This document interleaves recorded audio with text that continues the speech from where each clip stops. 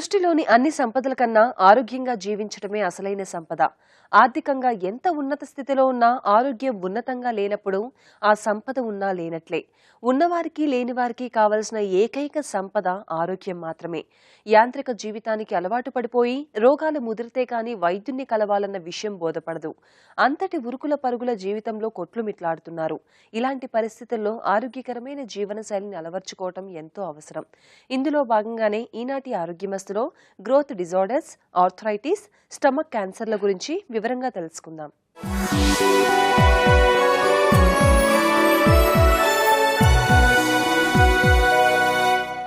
పిల్లల ఎదుగుదల గురించి తల్లిదండ్రులు పడే ఆరాటం అంతా ఇంత కాదు. మా బాబు అందరి పిల్లల్లా ఎదగటం లేదు, సన్నగా పీలగా ఉన్నాడు, తిండి సరిగ్గా తినటం లేదు, ఇలా తల్లులు ఎంతగానో ఆవేదన చెందుతూ ఉంటారు. తీసుకునే ఆహారం సక్రమంగా ఉన్నా పిల్లల ఎదుగుదల సరిగ్గా ఉండకపోవచ్చు. మనిషి ఎదుగుదలలో వృద్ధి ఎందుకు కుంటుపడుతోంది అనే అంశంపై మరింత సమాచారాన్ని ఇప్పుడు తెలుసుకుందాం.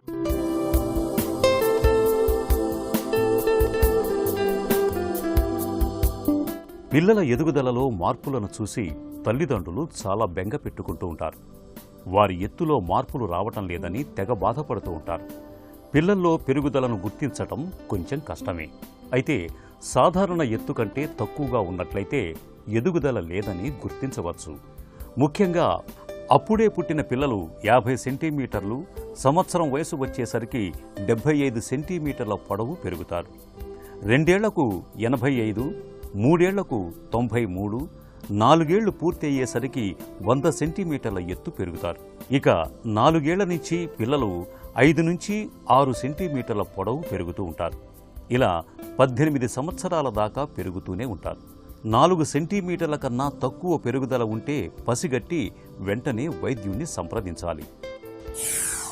గ్రోత్ హార్మోన్ డెఫిషియన్సీ కనుక తీసుకున్నట్లయితే కనుక శరీరంలో ఉండాల్సినటువంటి మోతాదులో కనుక చిన్నప్పుడు కనుక గ్రోత్ హార్మోన్ లేనట్లయితే కనుక వాళ్ళ యొక్క నార్మల్ ఎదుగుదల ఏదైతే ఉందో అది సరిగ్గా ఉండకపోగా వాళ్ళకి ఆ గ్రోత్ హార్మోన్ డెఫిషియన్సీ అంటే హైపోపిట్యూటరిజం వల్ల వచ్చినట్లయితే కనుక అంటే ఇతరత్ర హార్మోన్స్ కూడా తక్కువగా ఉంటాయి కాబట్టి దానివల్ల మనిషి యొక్క బ్రెయిన్ డెవలప్మెంట్ సరిగ్గా ఉండకపోవచ్చు, వాళ్ళ యొక్క ఐక్యూ తక్కువగా ఉండొచ్చు, అట్లానే వాళ్ళు బుద్ధిమాంద్యం అని చెప్తూ ఉంటారు. దాని బారిన పడేటువంటి ఆస్కారం ఉంటుంది. గ్రోత్ హార్మోన్ బాగా తక్కువగా ఉందని తెలియటానికి యూజువల్గా చేసేటువంటి standard test insulin tolerance test.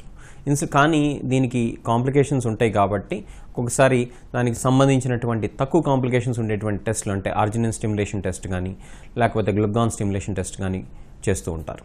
అట్లనే IGF-1 అని చెప్పి ఒక బ్లడ్ టెస్ట్ ఉంటుంది, అంటే ఇన్సులిన్ లైక్ గ్రోత్ ఫ్యాక్టర్ 1 అని చెప్పి. ఈ బ్లడ్ టెస్ట్ చేసినా కూడా మనకి సుమారుగా శరీరంలో గ్రోత్ హార్మోన్ లెవెల్స్ ఎలా ఉన్నాయి అని చెప్పి ఇండైరెక్ట్గా తెలుసుకునేటువంటి ఆస్కారం ఉంటుంది. కాకపోతే గ్రోత్ హార్మోన్ బ్లడ్ టెస్ట్ కావచ్చు, లేకపోతే insulin like growth factor blood test కావచ్చు, మన శరీరంలోని ప్రోటీన్స్ ఎలా ఉన్నాయి, అలానే మన లివర్ ఎలా పనిచేస్తుంది, అట్లానే ఆ మనిషి జనరల్ స్టేటస్ ఎలా ఉంది, వీటన్నిటి బట్టి కూడా వేరీ అవుతుంటాయి. కాబట్టి వీటన్నిటిని మనం పరిగణలో తీసుకుని మాత్రమే వీటిని ఎవాల్యుయేట్ చేసుకోవాల్సి ఉంటుంది. పిల్లల్లో ఎదుగుదల నిలిచిపోవటానికి అనేక కారణాలున్నాయి. ముఖ్యంగా తల్లి కడుపులో ఉన్నప్పుడు హార్మోన్ల లోపం, పౌష్టికాహార లోపం వంటి సమస్యలతో గర్భంలోనే పెరుగుదల లోపం ఏర్పడవచ్చు.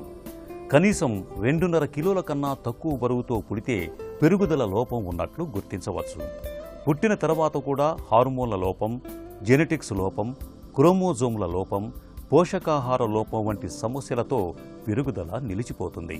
అదేవిధంగా తీసుకున్న ఆహారం జీర్ణం కాకపోవటం, తరచూ ఇన్ఫెక్షన్లకు గురికావటం, క్షయ వంటి వ్యాధితో క్షీణించిపోవటం, రక్తహీనత, కిడ్నీ సమస్యలు, థైరాయిడ్ సమస్యలు పొట్టితనానికి దారితీస్తాయి. గ్రోత్ డిజార్డర్కి మూల కారణమైనటువంటి సమస్య ఏదైతే ఉందో దాన్ని ట్రీట్ చేసుకోవాల్సి ఉంటుంది. ఉదాహరణకి న్యూట్రిషనల్ ప్రాబ్లం అని చెప్పి తీసుకుందాం, అంటే పోషకాహార లోపం. చిన్నపిల్లల్లో పోషకాహార లోపం ఉన్నట్లయితే కనుక వాళ్ళ యొక్క ఎదుగుదల సరిగ్గా ఉండదు. సో ఆ పోషకాహార లోపం ఏదైతే ఉందో దాన్ని ట్రీట్ చేసుకున్నట్లయితే తప్పనిసరిగా వాళ్ళ ఎదుగుదల సరిగ్గా ఉంటుంది. సో అక్కడ problem nutrition. So nutrition tackle చేయాలి. అట్లనే కొంతమందిలో హైపోథైరాయిడిజం వల్ల ఎదుగుదల సరిగ్గా ఉండదు, అంటే థైరాయిడ్ హార్మోన్ లోపం వల్ల సరిగ్గా ఎదుగుదల ఉండదు. అలాంటి వాళ్ళలో థైరాయిడ్ హార్మోన్ రిప్లేస్మెంట్ అప్రోప్రియేట్గా చేసినట్లయితే వాళ్ళ యొక్క ఎదుగుదల సరిగ్గా ఉంటుంది. ఇంకొంతమందిలో గ్రోత్ హార్మోన్ లోపం వల్ల ఎదుగుదల సరిగ్గా ఉండదు. వాళ్ళకి గ్రోత్ హార్మోన్ ఇంజెక్షన్స్ కనుక ప్రిస్క్రైబ్ చేసినట్లయితే తప్పనిసరిగా వాళ్ళ ఎదుగుదల సరిగ్గా ఉండేటువంటి ఆస్కారం ఉంటుంది. కానీ ఇవన్నీ మనం సరైనటువంటి సమయంలో చేయాల్సి ఉంటుంది. ఉదాహరణకి గ్రోత్ హార్మోన్ తీసుకున్నట్లయితే గ్రోత్ హార్మోన్ ఇంజెక్షన్స్ ఇవ్వాలి అనుకుంటే కనుక ఆ బోన్స్ ఫ్యూజ్ కాకముందు, అంటే ఎపిఫైజెస్ ఫ్యూజ్ కాకముందే మనం ఇస్తేనే వాళ్ళ యొక్క హైట్ పెరిగేటువంటి ఆస్కారం ఉంటుంది. ఎదుగుదల వేగం పుంజుకునే 3-4 నెలల వయసులో తల్లిపాలతో పాటు పళ్ళ రసాలు ఇవ్వాలి. ఉడికించిన కూరగాయల రసం, పప్పు తేట, గంజి వంటి పదార్థాలను కూడా ఇవ్వాలి. 6 నెలల నుంచి పండ్ల రసాలతో పాటు మెత్తగా ఉడికించిన ధాన్యాలు, పప్పులు, అరటి, బొప్పాయి, యాపిల్, మామిడి తదితర పండ్లను గుజ్జుగా చేసి తినిపించాలి. 9-10 నెలల నుంచి కిచిడి, అటుకులు, ఇడ్లీ, ఉడికించిన మాంసం, చేపలు, తాలింపు కారం లేకుండా తినిపించాలి. 11-12 నెలల్లో పెద్దలు తీసుకునే ఆహారాన్ని కొంచెం మెత్తగా కారం, మసాలాలు లేకుండా పెట్టాలి. ఈ వయసులోనే అన్ని రకాల ఆహార పదార్థాలను పిల్లలకు అలవాటు చేయాలి. ఫలితంగా ఎదుగుదల వేగంగా జరుగుతుంది. పిల్లలు 5-8 ఏళ్ల వయసున్నప్పుడే వైద్యులను సంప్రదించి ఎదుగుదలకు చికిత్స తీసుకోవాలి. 18 ఏళ్లు దాటిన తర్వాత ఎత్తును పెంచే మందులు గాని, మాత్రలు గాని లేవని మరచిపోవద్దు.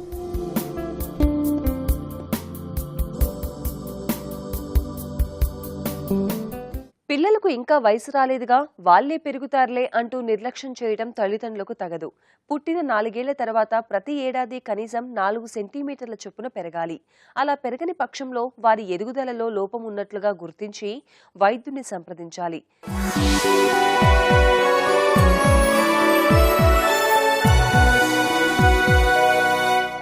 శరీరంలోని ప్రతి కదలికకు మూలం కీళ్లు. జాయింట్లు మృదువుగా, సజావుగా కదులుతుంటేనే మన జీవితం హాయిగా, సుఖంగా, సౌకర్యవంతంగా సాగుతుంది. జాయింట్ల పట్ల చాలా జాగ్రత్త అవసరం. కీళ్లు చిన్నగా డ్యామేజ్ అయినా మొత్తం శరీరం లేవలేని స్థితికి చేరుకుంటుంది. కీళ్ల వాపుల నుంచి రక్షించుకునేందుకు ఏం చేయాలి ఇప్పుడు చూద్దాం.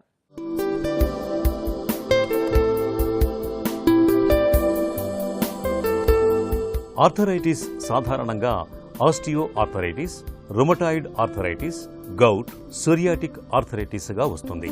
ఎముకల చివరన కార్టిలేజ్ అరిగిపోయి ఎముకలు ఒకదానికొకటి వరుసకుపోయి అక్కడ నొప్పి, వాపు వస్తుంది. కూర్చుని లేచినప్పుడు, ఉదయం పూట లేచినప్పుడు జాయింట్లు పట్టినట్లుగా ఉంటాయి. నడుస్తుంటే కీళ్లలో టక్ టక్ అనే శబ్దం వస్తుంది. కింద కూర్చోవటం, మెట్లు ఎక్కటం చాలా ఇబ్బందిగా ఉంటుంది. మోకాళ్లపై ఒత్తిడి భరించలేకపోవటం, కదల్చలేకపోవటం, నిల్చోలేకపోవటం, నడవలేకపోవటం వంటి సమస్యలుంటాయి. స్త్రీలలో, ముఖ్యంగా నెలసరి ఆగిపోయిన వారిలో ఈ సమస్య మరింత ఎక్కువగా ఉంటుంది. చిన్న వయసులో గర్భాశయం తొలగించిన వారిలో వంశపారంపర్యత, కొన్ని సోరియాసిస్, థైరాయిడ్ వ్యాధుల ప్రభావం వల్ల కీళ్లపైన ఒత్తిడి పెరిగి ఎప్పుడూ నొప్పి, వాపు, జ్వరం వచ్చినట్లుగా ఉంటుంది. ఆస్టియో ఆర్థరైటిస్ నేరుగా కీళ్లపైన ప్రభావం చూపించటం వల్ల మనిషి కదలలేని పరిస్థితులు వస్తాయి. ఈ అరుగుదలకు గల కారణాలు అనేక రకాలండి. మొట్టమొదటిది వయసు రీత్యా మోకాలు అరుగుతుంది. రెండోది కీళ్ల వ్యాధి వలన మోకాలు అరుగుతుంది. మూడోది శరీర నిర్మాణం వలన కూడా మోకాలు అరుగుతుంది. ఇది కాకుండా కొన్ని రకాల సమస్యలు మన సౌత్ ఇండియన్స్లో చాలా కామన్గా చూసేవి ఏంటి అంటే థైరాయిడ్ ప్రాబ్లం. ఈ మధ్యకాలంలో విపరీతమైన ప్రాముఖ్యత పొందింది ఏంటి అంటే వైటమిన్ డి లోపం, వైటమిన్ B12 లోపం. జన్యుపరమైన కారణాలు కూడా ఈ రోజున అంటే జెనెటిక్ ఇన్ఫ్లుయెన్సెస్. ఎముకల సాంద్రతని ప్రత్యేకమైన టెస్ట్ డెక్సా స్కాన్ అని అంటారండి. ఈ డెక్సా స్కాన్ ద్వారా కానీ, క్వాంటిటేటివ్ సిటీ ద్వారా కానీ, లేకపోతే కొన్ని రకాల రక్త పరీక్షల ద్వారా, అవి చాలా అరుదుగా కొన్ని చోట్ల చేస్తారు. అంటే ఎముకల సాంద్రత తగ్గడే మార్కర్స్ అంటారు వాటిని. ఆ మార్కర్స్ యూరిన్ ద్వారాను, తర్వాత రక్త పరీక్ష ద్వారాను కనుక్కొని ఏ లెవెల్లో ఉంది, WHO స్టాండర్డ్ ప్రకారం అండి -2.5 దాటితే సివియర్ ఆస్టియోపోరోసిస్ అంటారు. ఈ సివియర్ ఆస్టియోపోరోసిస్ రాకుండా చిన్నతనం నుంచి ఎక్సర్సైజ్ చేయటం అది చాలా మ్యాండేటరీ. రెగ్యులర్గా క్యాజువల్ వాక్ అంటే రిలాక్స్డ్ వాకింగ్ చెయ్యండి, నెంబర్ 1. నెంబర్ 2 ఈత కొట్టండి. ఇంకా మూడోది సైక్లింగ్. ఈ 3 రకాల లైఫ్ స్టైల్ ఎక్సర్సైజ్ చేయటం, లైఫ్ స్టైల్ మాడిఫికేషన్స్. ఎక్కడ అవసరం లేదో అక్కడ దయచేసి కింద కూర్చోవద్దు. ఇంకా ఈ లైఫ్ స్టైల్ మాడిఫికేషన్స్ అయిన తర్వాత ఆహారపు అలవాట్లు, పౌష్టికమైన ఆహారం తినండి. దయచేసి రెగ్యులర్గా పాలు తాగండి, పిల్లల చేత తాగించండి. వైటమిన్ డి లోపం పోగొట్టుకోవాలంటే శారీరక శ్రమ చేయాలి, అది కూడా ఎండకి ఎక్స్పోజ్ అవ్వాలి. రుమటాయిడ్ ఆర్థరైటిస్ ఒక కీలుకు పరిమితం కాకుండా శరీరంలోని అన్ని జాయింట్స్కు విస్తరిస్తుంది. పురుషుల్లో కంటే స్త్రీలలో సాధారణంగా కనిపిస్తుంది. 30 నుంచి 60 ఏళ్ల మధ్య వయసులో ఎక్కువగా కనిపిస్తుంది. శరీరంలోని సహజ రక్షక వ్యవస్థ కీళ్లపైన దాడి చేస్తుంది. గౌట్ జీవక్రియ వల్ల ఉత్పన్నమయ్యే యూరిక్ యాసిడ్ అధిక మోతాదులో ఉండటం వలన క్రిస్టల్స్ రూపంలో ఏర్పడతాయి. ఈ సమస్య స్త్రీల కంటే పురుషుల్లోనే ఎక్కువగా వస్తుంది. రక్తంలో అధిక మోనోసోడియం క్రిస్టల్ రూపంలో కీళ్లలోనికి చొచ్చుకొనిపోయి ఆయా భాగాలలో వాపు, నొప్పి వస్తుంది. గౌట్ సాధారణంగా కాలి బొటనవేలులో మొదలై మిగిలిన కీళ్లపై ప్రభావం చూపుతుంది. ఈ రోజున ఈ అరుగుదల ఆపే మందులు, ఆపే ఇంజెక్షన్స్ ఉన్నాయండి. ఇంజెక్షన్స్ని మేము సైనోవియల్ ఫ్లూయిడ్ రిప్లేస్మెంట్ థెరపీ అంటాం. అది 2వ దశలో 3వ దశలో ఇస్తాం. 25 ఏళ్ల వయసులో మోకాళ్ళ లోపల ఉండే ఆయిల్, చిక్కగా ఉండే ఆయిల్ ఏదైతే ఉందో ఆ ఆయిల్ యొక్క క్వాలిటీ తగ్గటం మొదలు పెడుతుంది మన వయసు పెరుగుతున్న కొద్దీ. అలాంటప్పుడు ఏం చేస్తాము అంటే ఈ ఇంజెక్షన్ రూపంలో ప్రీ ఎగ్జిస్టింగ్గా ఉండే సిరంజి రూపంలో ఉండే ప్రీ ఫిల్డ్ సిరంజి రూపంలో ఉండే ఆయిల్ దాదాపుగా 6 ml ఉంటుంది, చిక్కగా ఉంటుంది, ఆవనం మాదిరి. దాన్ని ఏం చేస్తాము అంటే స్ట్రిక్ట్ ఎసెప్టిక్ ప్రికాషన్స్లో, అంటే అన్ని రకాల జాగ్రత్తలు తీసుకుంటూ ఏ జాయింట్ ఎఫెక్ట్ అయిందో, మోకాలు అయితే మోకాలు, తుంటి భాగం అయితే తుంటి భాగము, చలమండ అయితే చలమండ, భుజం అయితే భుజము, వీటిల్లోకి ఇంజెక్షన్ ఇవ్వడం జరుగుతుంది. ఈ ఇంజెక్షన్ ఏం చేస్తుంది అంటే లూబ్రికేషన్ క్రియేట్ చేయడం మొదలు పెడుతుంది. దీన్ని సైనోవియల్ ఫ్లూయిడ్ రిప్లేస్మెంట్ థెరపీ అంటాం. ఇంకా మందులు, మోకాలు కానీ తుంటి కానీ అరుగుదల ఆపే మందులు ఈరోజు అనేక రకాలు మార్కెట్లో అవైలబుల్గా ఉన్నాయి. ఏది ఎవరికి ఏ దశలో ఉందో, ఏ రోగికి ఏ ప్రాబ్లం ఉందో డాక్టర్ గారి ద్వారా నిర్ధారణ చేసుకుంటూ డాక్టర్ గారి పర్యవేక్షణలో ఎన్ని రోజులు వాడాలి, ఎంతెంత వాడాలి అనేది తీసుకోవాలి. వైటమిన్ డి లోపం ఉంటే వైటమిన్ డి సప్లిమెంటేషను, వైటమిన్ B12 లోపం ఉంటే వైటమిన్ B12 సప్లిమెంటేషను, తర్వాత థైరాయిడ్ ప్రాబ్లం ఉన్నప్పుడు థైరాయిడ్ సప్లిమెంటేషను తీసుకోవాలి. ఎక్కువ సమయం కూర్చోవటం, తగినంత శారీరక శ్రమ లేకపోవటం, బరువు పెరగటం వంటి కారణాలు కీళ్ల జబ్బులకు పరోక్షంగా దోహదపడుతున్నాయి. శరీర రక్షణ వ్యవస్థకు సంబంధించిన లోపాలు, సమస్యలు కూడా కీళ్ల జబ్బులను పెంచుతాయి. కీళ్లల్లో అరుగుదల, నష్టం ఎక్కువైన తర్వాత కీళ్ల కదలిక తగ్గుతుంది. కండరాల పటుత్వంలో అసమానతలు ప్రారంభమవుతాయి. కూర్చుని లేచినప్పుడు మెట్లు ఎక్కటం, దిగటం వంటి సందర్భాల్లో చాలా ఇబ్బందులు ఎదురవుతాయి. కీళ్ల నొప్పుల నుంచి ఉపశమనం లభించాలంటే వారానికి 2 సార్లు చేపలు తినాలని ఆరోగ్య నిపుణులు అంటున్నారు. కాల్షియం అధికంగా ఉండే పాలు, పెరుగు, కోడిగుడ్లు, కీర, బొప్పాయి, ఆకుకూరలు ఎక్కువగా తీసుకోవాలి. విటమిన్ సి అధికంగా ఉండే జామ, నారింజ, నిమ్మ వంటి పండ్లను ఎక్కువగా తీసుకోవాలి. క్యారెట్ జ్యూస్, క్యాబేజ్ సూప్ తీసుకుంటే నొప్పులు తగ్గుతాయి. మసాలా వస్తువులు తినటం మానేయాలి. అధిక బరువును తగ్గించుకోవాలి. నడుం ముందుకు వంచకుండా నిలబడేలా చూసుకోవాలి. పడుకునేటప్పుడు మోకాళ్ల కింద మెత్తటి దిండు పెట్టుకోవాలి.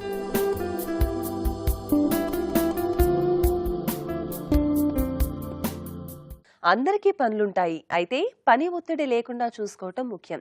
శరీరం బరువును తగ్గించుకోవాలి. నిత్యం వ్యాయామం చేస్తూ శరీరంలోని కీళ్లని ఇబ్బంది లేకుండా కదిలేటట్లుగా చూసుకోవాలి.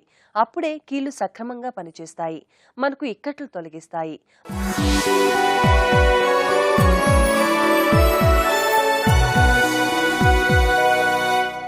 ఒకప్పుడు క్యాన్సర్ గురించి తెలిసిన వారు చాలా అరుదు. అదే ప్రస్తుత రోజుల్లో క్యాన్సర్ వ్యాధి సాధారణ వ్యాధిగా మారిపోయింది.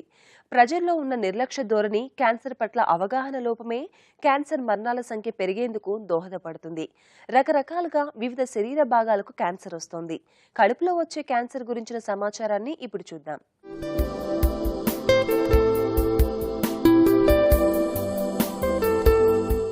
శరీరంలో కణ విభజనలు క్రమ పద్ధతిలో నియంత్రించబడతాయి. కొన్ని సందర్భాల్లో కణాల పెరుగుదలలో నియంత్రణ లేనందువల్ల కణాలు చాలా వేగంగా, అస్తవ్యస్తంగా విభజన చెంది కణ సమూహాలను ఏర్పరుస్తాయి. ఈ కణ సమూహాలనే కణతి అంటారు. అలాంటి ప్రమాదకరమైన వాటిని క్యాన్సర్ అని పిలుస్తారు. హెచ్ పైలోరీ ఇన్ఫెక్షన్లు ఉన్న వారిలో జీర్ణాశయంలో లింఫోమాలు వచ్చే అవకాశం ఉంటుంది. అయితే జీర్ణాశయ క్యాన్సర్ ఒక్కసారిగా రాదు. జీర్ణాశయంలో క్యాన్సర్ కణాలు కార్డియా అనే భాగంలో ప్రారంభమవుతాయి. అవి జీఈ జంక్షన్ అనే ప్రాంతంలో అభివృద్ధి చెందుతాయి. ఒక్క జీర్ణాశయంలోనే కాకుండా దాని పక్కనున్న అవయవాలకు వివిధ రకాలుగా క్యాన్సర్ విస్తరించే అవకాశం ఉంటుంది. ఈ స్టమక్ క్యాన్సర్ రావడానికి మోస్ట్ కామన్ కారణం వచ్చి వయసు ఎక్కువ అయ్యేటప్పటికి స్టమక్లో క్యాన్సర్ రావడానికి అవకాశం ఎక్కువ.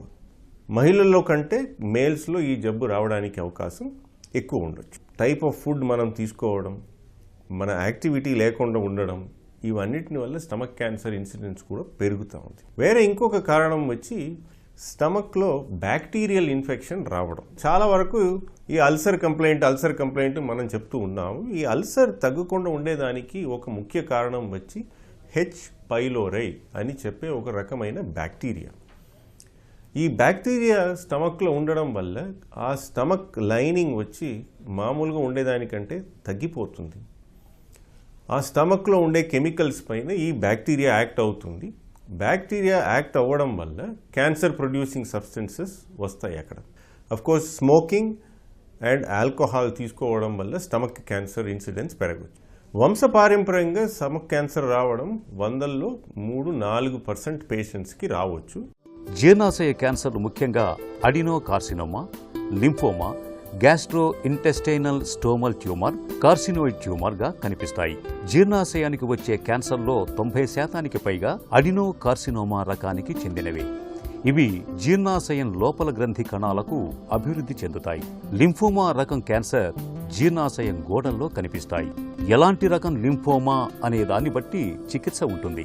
గ్యాస్ట్రో ఇంటెస్టైనల్ స్టోమల్ ట్యూమర్లు చాలా అరుదుగా వస్తూ ఉంటాయి. ఇవి కూడా ప్రాథమిక దశలో జీర్ణాశయ గోడలకు వచ్చే క్యాన్సర్ కణుతులుగా చెప్పవచ్చు. ఆ తర్వాత ఇవి జీర్ణాశయంలో ఇతర భాగాలకు వ్యాపిస్తాయి. జీర్ణాశయంలోని హార్మోన్లను తయారు చేసే కణాల వల్ల కార్సినోయిడ్ ట్యూమర్లు ఏర్పడతాయి. ఇవి ఇతర శరీర అవయవాలకు వ్యాపించవు. పుట్టుకతో ఉండే జన్యులోపాలు, కుటుంబంలో పెద్దలకు ఈ వ్యాధి ఉన్నట్లయితే ఏ గ్రూప్ బ్లడ్ ఉన్నవారికి ఈ స్టమక్ క్యాన్సర్ సోకే అవకాశాలు ఎక్కువ. పొగ తాగటం, మద్యపానం, వేపుడు ఆహారం తినేవారికి ఈ వ్యాధి వచ్చే అవకాశాలు ఎక్కువగా ఉంటాయి.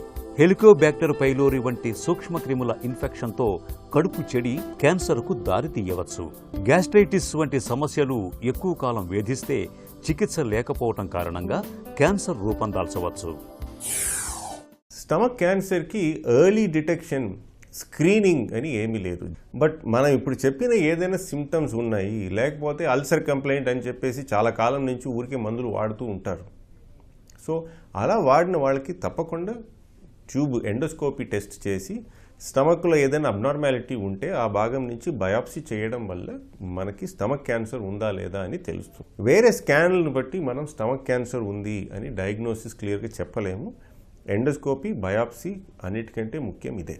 ఈ హెలికోబాక్టర్ పైలోరీ అనే హెచ్ పైలోరీ బ్యాక్టీరియాని ఉంటే దానికి యాంటీబయాటిక్ ట్రీట్మెంట్ తీసుకోవడం వల్ల స్టమక్ క్యాన్సర్ ఇన్సిడెన్స్ని తగ్గించుకోవచ్చు. బట్ అది ఉందా లేదా అని తెలవడానికి ఏదర్ బ్లడ్లో అన్న టెస్ట్ చేయాలి ఆర్ ఎండోస్కోపీ అన్న టెస్ట్ చేసి ప్రాబ్లం ఉందా లేదా అని తెలుసుకొని తర్వాత యాంటీబయాటిక్ వాడాలి. అది లేకపోతే అనవసరంగా యాంటీబయాటిక్ వాడడంలో ప్రయోజనం లేదు, బికాజ్ దానివల్లనే సైడ్ ఎఫెక్ట్స్ రావచ్చు. జీర్ణాశయ క్యాన్సర్ వ్యాధి వచ్చిన వారిలో సాధారణంగా ఆహారం మింగటం కష్టంగా ఉంటుంది.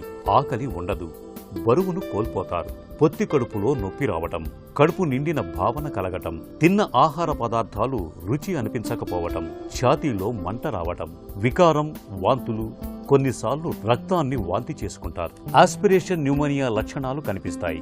కడుపుపై తడిమితే గడ్డల్లాంటివి తగులుతూ ఉంటాయి. అప్పటికే క్యాన్సర్ ముదిరిపోయి ఉంటే పొట్ట ఊపిపోవటం, పొట్టలోకి నీరు రావటం, జాండీస్ రావటం వంటి లక్షణాలు కూడా కనిపిస్తాయి. జీర్ణాశయంలో క్యాన్సర్ ఏ భాగంలో ఉందో, ఏ భాగానికి పాకిందో ఎండోస్కోపీ ద్వారా నిర్ధారించుకోవచ్చు. బయాప్సీ పరీక్షలో కూడా క్యాన్సర్ను కనిపెట్టవచ్చు. సిటీ స్కాన్ గానీ, పెట్ సిటీ స్కాన్ గానీ అవసరమవుతుంది. వీటన్నిటితో పాటు సిఈఏ పరీక్ష కూడా చేయించుకోవాలి.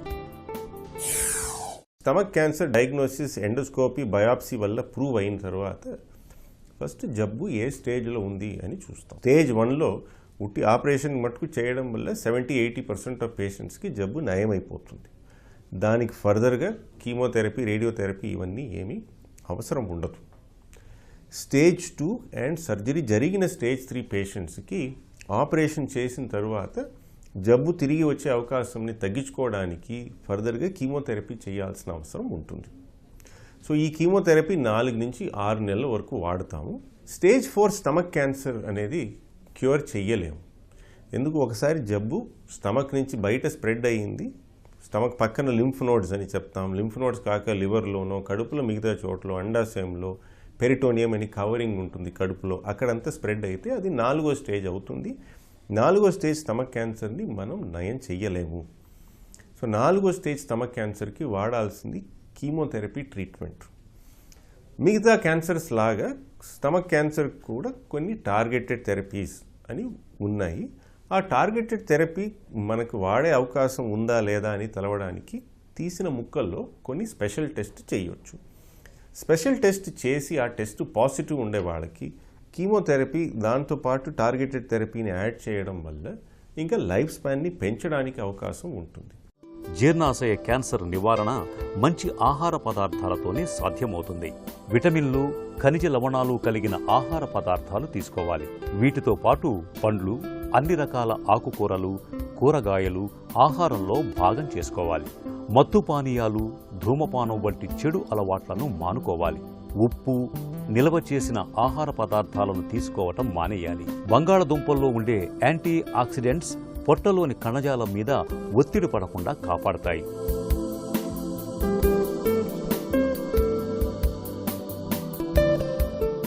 వ్యాధి బయటపడగానే కంగారు పడకుండా వైద్యుని సంప్రదించడం మంచిది. వైద్యుడి సూచనల మేరకు జీవనశైలిలో మార్పులు చేసుకోవాలి. మీరు బాధపడుతూ ఇంటిల్లపాదిని ఇబ్బంది పెట్టడం ద్వారా మీ వ్యాధి నయం కాదని గుర్తుంచుకోవాలి. పాజిటివ్ దృక్పథాన్ని అలవర్చుకోవాలి. ఇదండి ఈనాటి ఆరోగ్యమస్తు. మరికొన్ని హెల్దీ టాపిక్స్తో మీ ఆరోగ్యమస్తులో మళ్ళీ కలుద్దాం. Stay healthy, be happy. Arogyamastu కార్యక్రమాన్ని ఆన్లైన్లో చూడాలనుకునేవారు www.youtube.com/etvlifeindia, అలాగే www.facebook.com/etvlifeindia, అలాగే ట్విట్టర్లో చూడాలనుకునేవారు www.twitter.com/etvlifeindia అని టైప్ చేసి ఈ కార్యక్రమాన్ని చూడొచ్చు.